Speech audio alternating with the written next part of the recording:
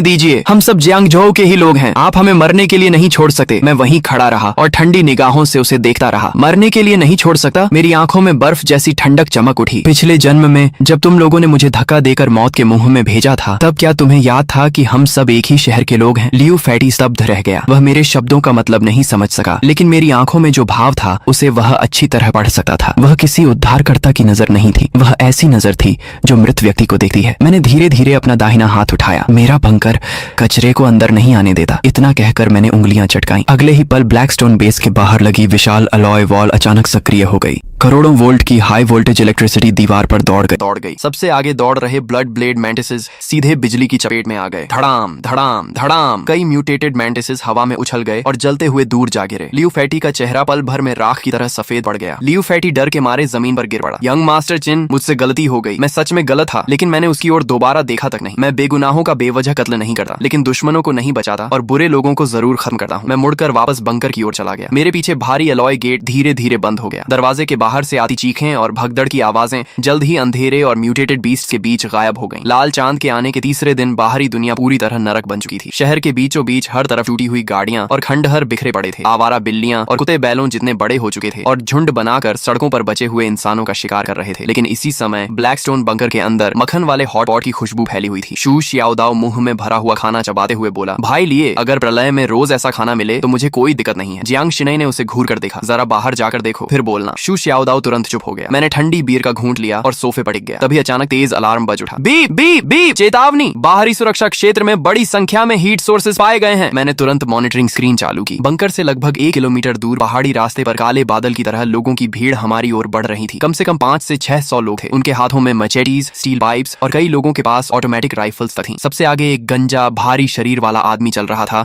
जिसके शरीर पर एक विशाल रक्तिम अजगर का टैटू लिपटा हुआ था। चिंगलोंग गैंग का सरगना लोंग वू। पिछले जन्म में यह आदमी अपने S rank blood Python totem के बल पर शुरुआती प्रलय काल में अत्याचार करता फिरता था। मुझे उम्मीद नहीं थी कि इस जन्म में वह सीधे मेरे बंकर पर नजर डाल देगा। स्क्रीन पर लोंग वू अपना विशाल चाकू कंधे पर रखे चिल्ला रहा था, अंदर छिपे कायरों, मुझे पता है कि तुमने कई जन्मों जितना राशन जमा कर रखा है। अभी दरवाजा खोलो, सारा सामान और औरतें हमें सौंप दो। अगर मेरा मूड अच्छा हुआ तो तुम्हें जिंदा छोड़ दूंगा, नहीं तो आज मैं इस पूरे बंकर को उड़ा दूंगा। शू शियाओदाओ गुस्से से खड़ा हो गया। ये हरामखोर जियांग शिनई तक पर नजर डाल रहे हैं। लेकिन मैं मुस्कुरा दिया। घबराओ मत, करोड़ों खर्च करके जो डिफेंस सिस्टम लगाया है उसे काम करने का मौका तो मिलना चाहिए। बाहर लोंग वू काफी देर तक इंतजार करता रहा। जब कोई जवाब नहीं मिला तो वह गुस्से से चिल्लाया, चेहरा दिखाने की भी हिम्मत नहीं है, रॉकेट लॉन्चर तैयार करो, इस दरवाजे को उड़ा दो। 3 रॉकेट मिसाइल्स आग की लकीर बनाते हुए बंकर के गेट से टकराई। धड़ाम धड़ाम धड़ाम, विस्फोटों की आवाज रात के आसमान में गूंज उठी। चिंगलोंग गैंग के लोग खुशी से चिल्लाने लगे।